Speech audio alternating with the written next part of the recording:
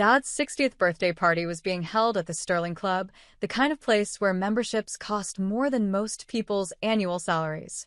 My brother Blake had insisted on hosting it there. Nothing but the best for Theodore Hastings, founder and CEO of Hastings Manufacturing. I arrived exactly on time, wearing a simple navy dress that Blake would probably call boring, and Mom would politely suggest I dress up more. But I'd learned years ago that nothing I wore would ever be right in their eyes, so I stopped trying. The ballroom was already full of Dad's business associates, country club friends, and extended family. Blake stood near the bar, holding court with his fraternity brothers and Dad's executive team. He was in his element, loud, confident, already slightly drunk at 6 p.m. Mom spotted me first. "Oh, Vanessa. You came." "Of course I came. It's Dad's birthday." She gave me that familiar tight-lipped smile. "Well, you've been so busy with your little consulting work. We weren't sure you'd make time." My little consulting work was a thriving business analytics firm with 15 employees and seven-figure revenues, but I'd stopped correcting her years ago. Where should I put this? I held up the gift I'd brought, a first edition of Dad's favorite business book that I'd tracked down after 3 months of searching. "Oh, just put it on the table with the others." She was already looking past me, waving at someone more important. I set the carefully wrapped book among the pile of expensive golf clubs, designer watches, and premium whiskey bottles. My gift looked modest by comparison, but Dad would understand. At least, the father I'd known growing up would have. I wasn't sure about the man he'd become. "Vanessa." Blake's voice boomed across the room. "Look who decided to show up. Must have been a slow day at the office." His friends laughed. I smiled politely and headed toward the buffet table, helping myself to food while trying to be invisible. It was a skill I'd perfected over the years. Blake followed me because of course he did. You could have at least tried to look festive. This is a celebration." "I'm celebrating," I said calmly. Quietly. "That's your problem, Ness. Everything's always quiet with you. No ambition, no drive. Dad built an empire and you're content running a little spreadsheet business." I took a bite of salmon and said nothing. Engaging with Blake when he was drinking never ended well. "But hey," he continued, draping an arm around my shoulders in a way that looked affectionate but felt possessive, "at least you'll be taken care of. Family's family, right? Even if you didn't earn it." I stepped away from his arm. "Excuse me."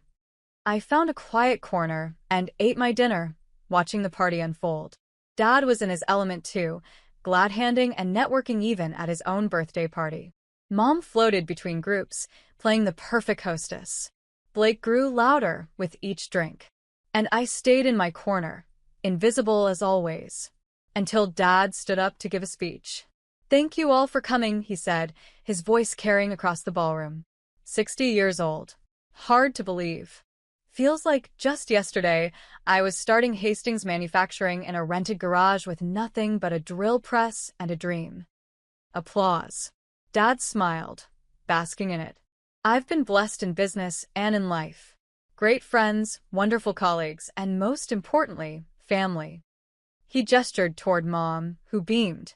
Then toward Blake, who stood up straighter. My son Blake, who's been working alongside me for the past 8 years, learning the business inside and out. More applause.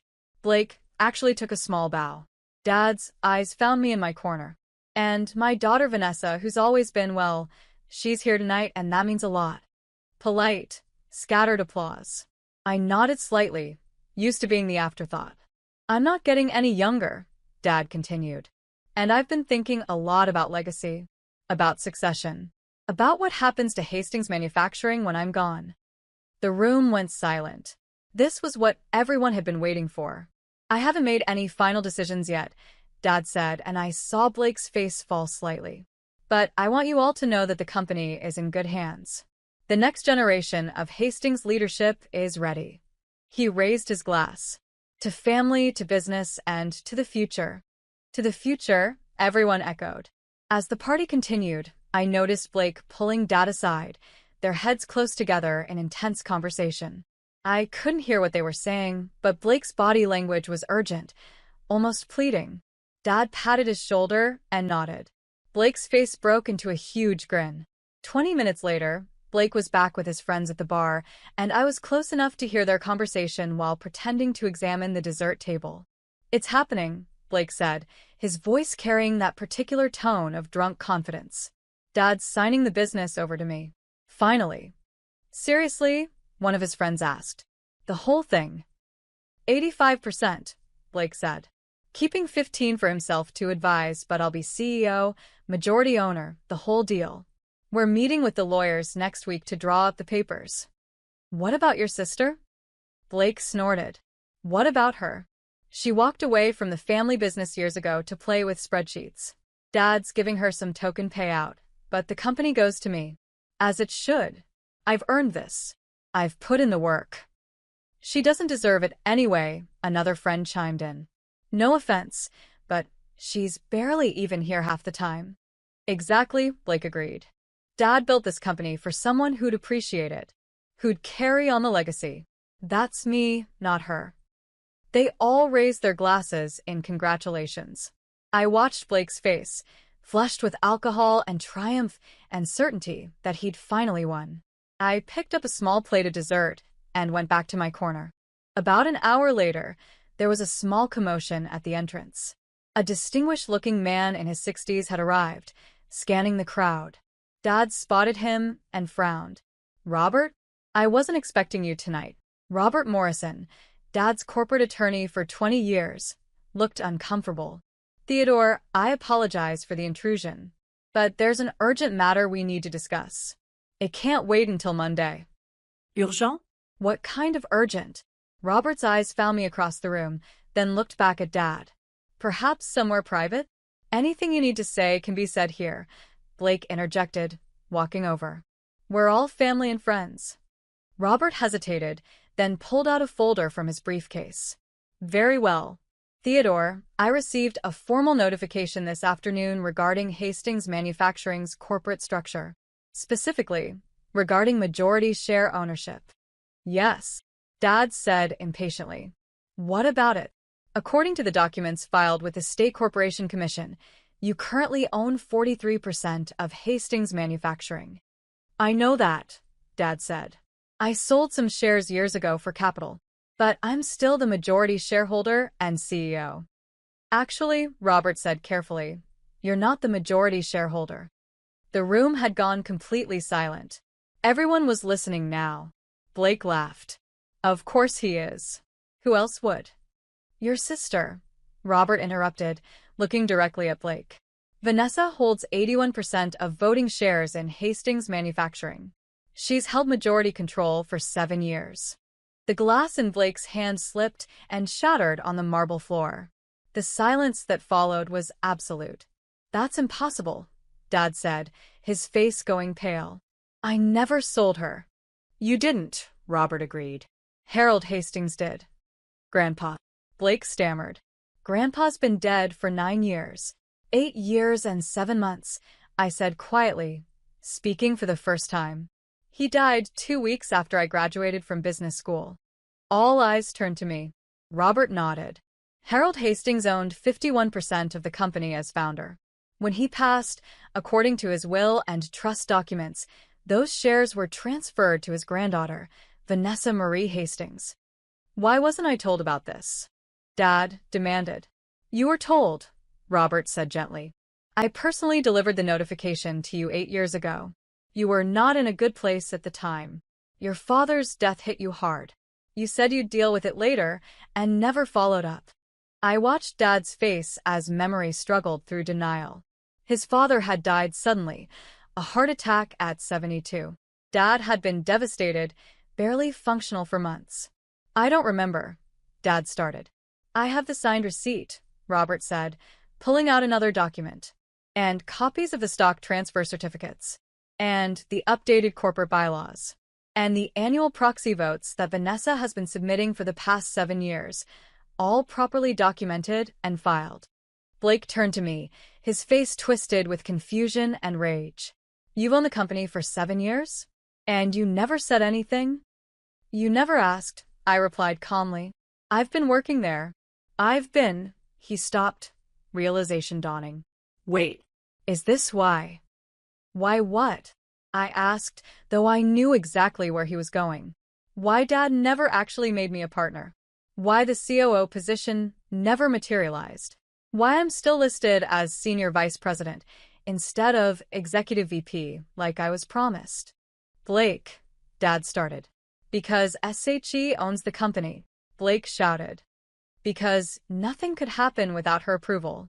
This whole time, you've been sabotaging me. I haven't sabotaged anything, I said. I've been protecting the company. Protecting it from what? I set down my dessert plate and walked to the center of the room. from you, Blake. From your terrible decisions. From your drinking. From your tendency to treat Dad's employees like servants and Dad's money like your own personal fund. That's not true, isn't it? I looked at Dad. Should I detail the financial review I've been conducting for the past 7 years? The one that shows approximately $3.2 million in questionable expenses charged to Blake's corporate account. Dad's face went from pale to gray. Vanessa, Mom said sharply, this is not the time or place. Mom, when would be the time? When Blake bankrupts the company. When the IRS comes asking questions about those business trips to Vegas that didn't involve any actual business? How do you know about those? Blake demanded. Because I'm the majority shareholder, I said. I have access to everything. Every expense report. Every financial statement.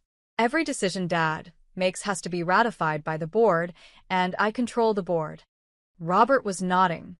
It's true. Ms. Hastings has been exercising her voting rights through proxy for years. She's approved all major financial decisions, vetoed several questionable initiatives, and maintained oversight of company operations. You've been spying on me, Blake accused. I've been doing my fiduciary duty as majority shareholder, I corrected. There's a difference. Dad finally found his voice. Vanessa, why didn't you tell me? Why didn't we discuss this? We did discuss it, Dad. 8 years ago. You told me to handle it because you couldn't deal with Grandpa's death. So I handled it. By secretly controlling my company? It's not your company, I said gently but firmly. It's Grandpa's company. He founded it. He built it. And he left it to me. Why? Blake demanded.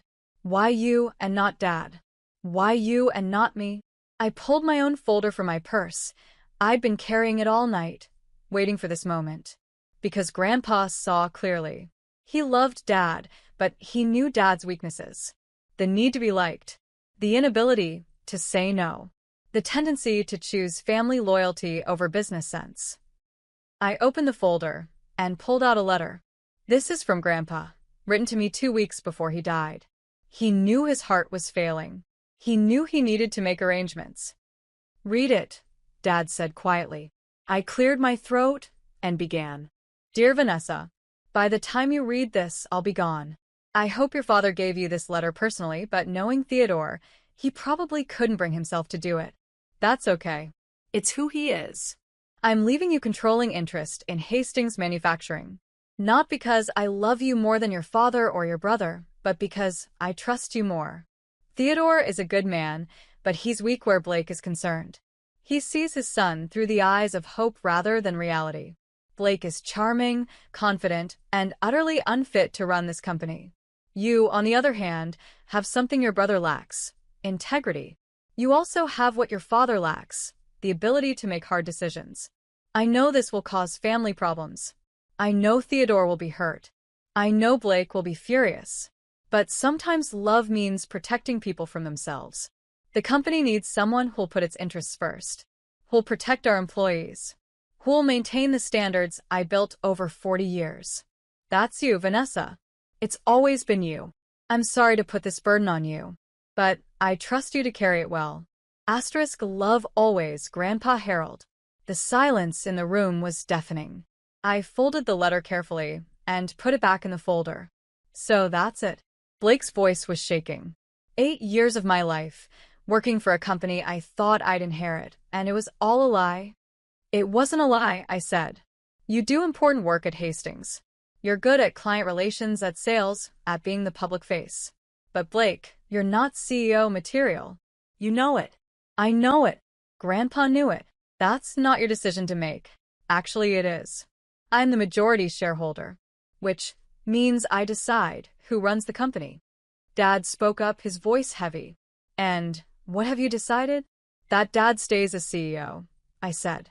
With some conditions. Conditions? I pulled out another document. I had Robert draw these up last month. Dad, you're good at running operations. You know the manufacturing side better than anyone. But the financial oversight needs to change. I handed him the document. Effective immediately, all expenses over $10,000 require board approval. All executive compensation changes require shareholder vote. And Blake's corporate credit card limit is reduced to $5,000 monthly. Blake's face was purple. You can't do this. I can, and I am. You've spent $180,000 this year alone on business expenses that have nothing to do with business. That ends now. Dad. Blake turned to our father desperately. Are you going to let her do this? Dad was reading the document, his hands shaking slightly. These terms are reasonable. Very reasonable, actually. More generous than I'd be if our positions were reversed. What? Blake looked betrayed. Son, she's right. About the expenses.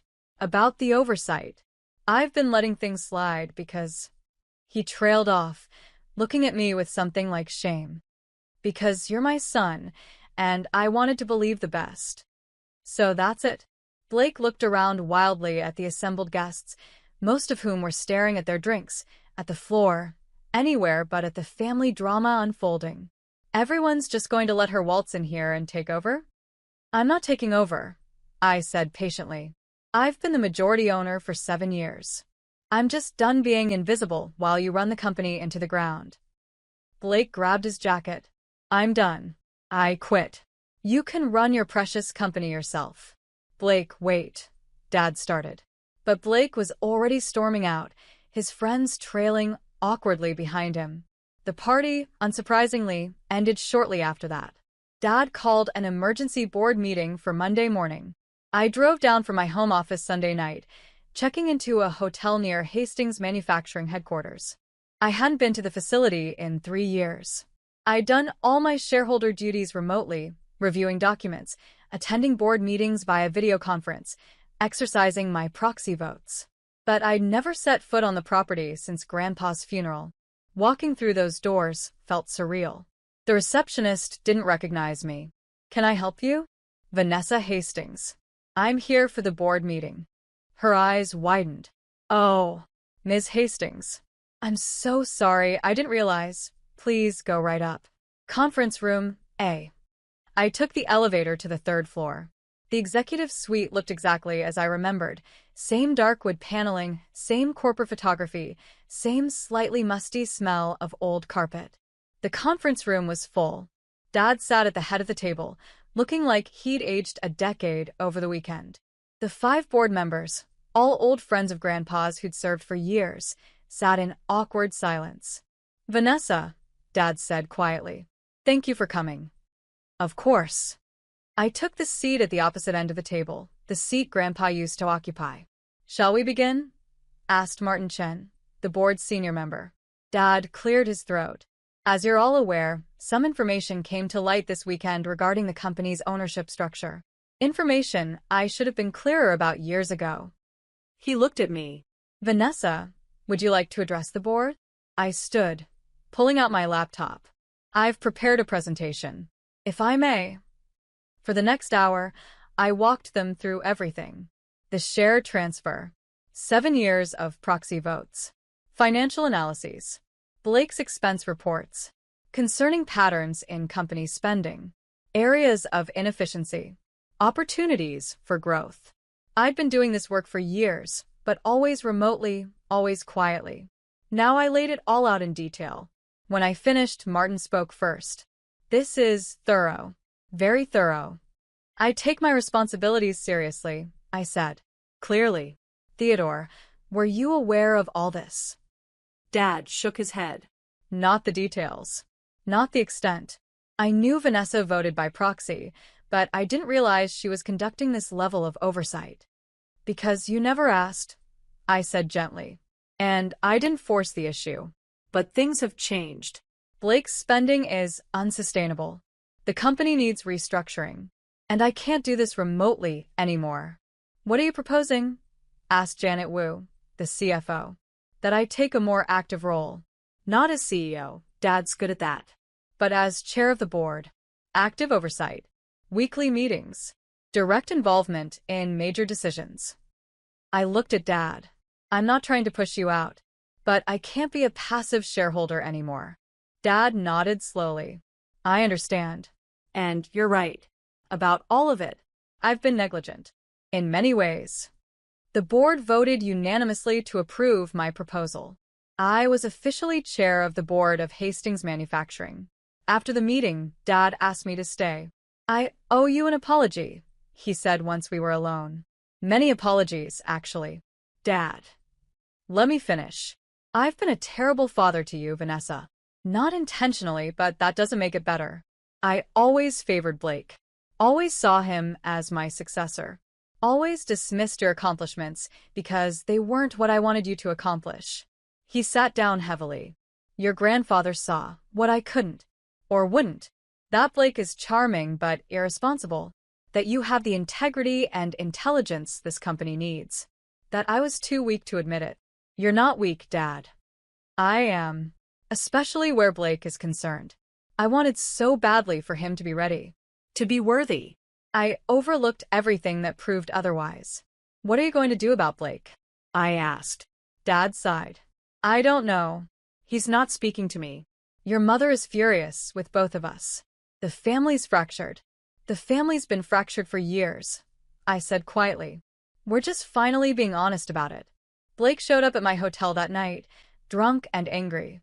You destroyed everything, he slurred when I opened the door. 8 years of my life. My future. My relationship with Dad. All of it. Blake, you're drunk. Go home. Home.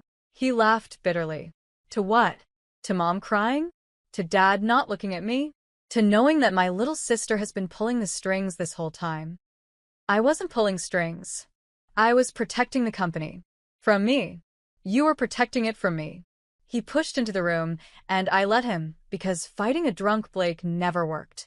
You think you're so much better than me. So much smarter. So much more worthy. I don't think that. Yes, you do, he shouted. You and Grandpa both. You both decided I wasn't good enough. Wasn't smart enough. Wasn't worthy of the family business. Blake, sit down. Please. He collapsed into a chair, his anger dissolving into something that looked like grief. I tried so hard.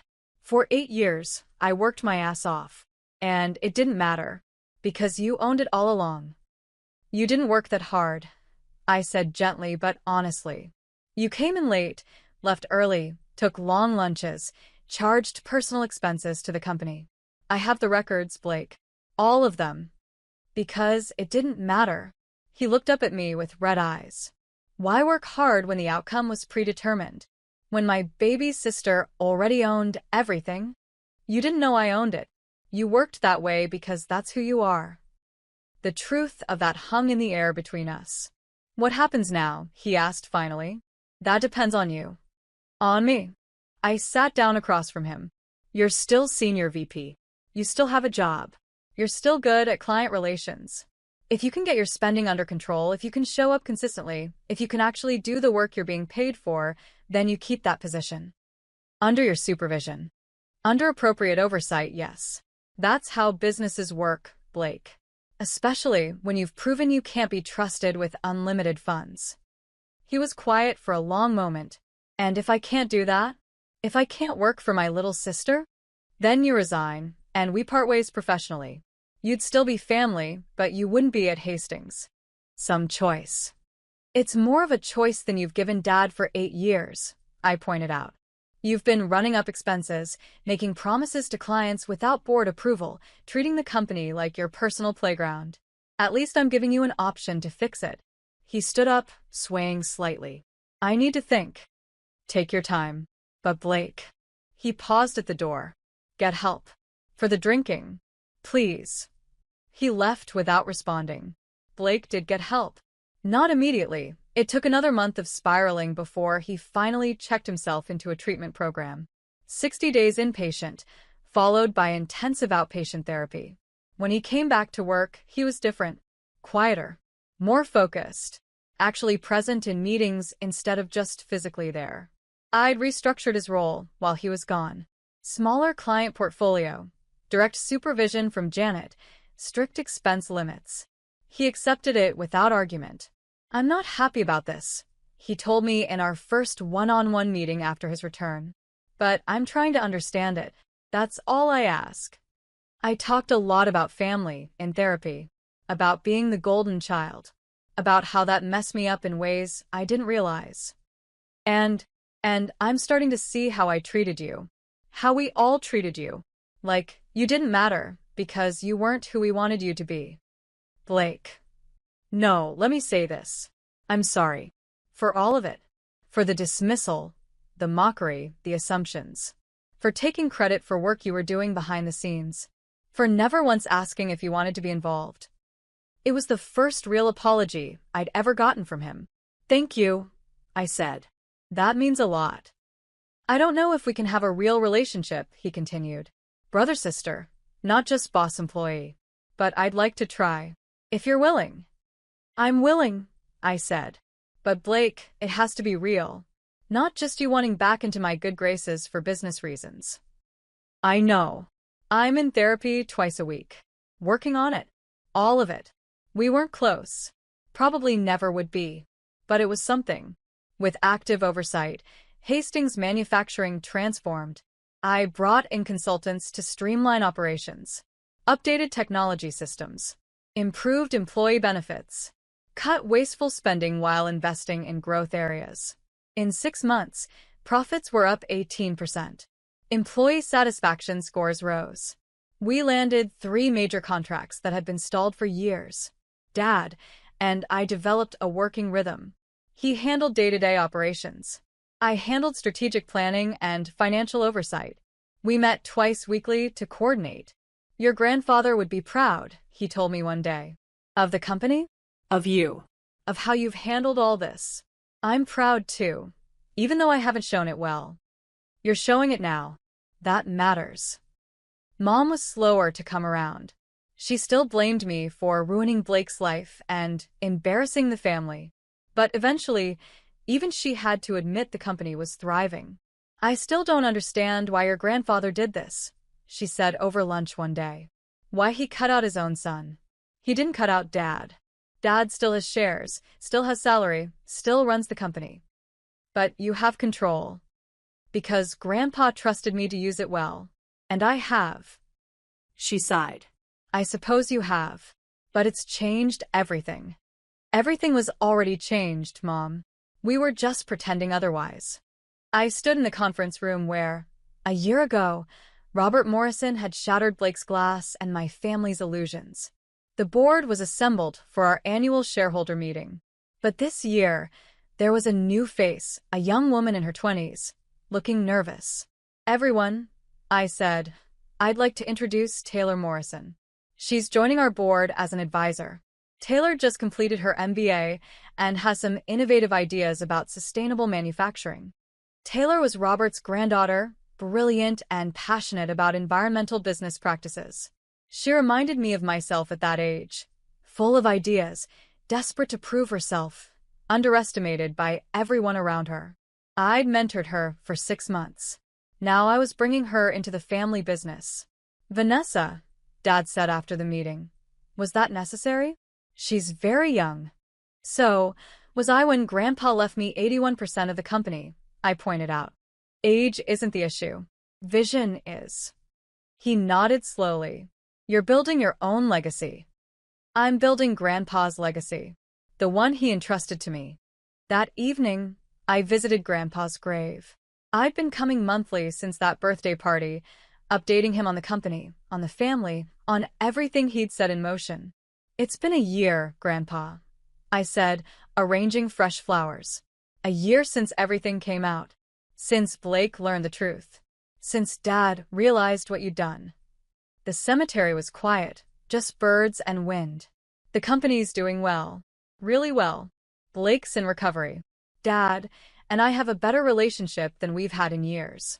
Mom's mom. But she's trying. I sat on the bench near his headstone.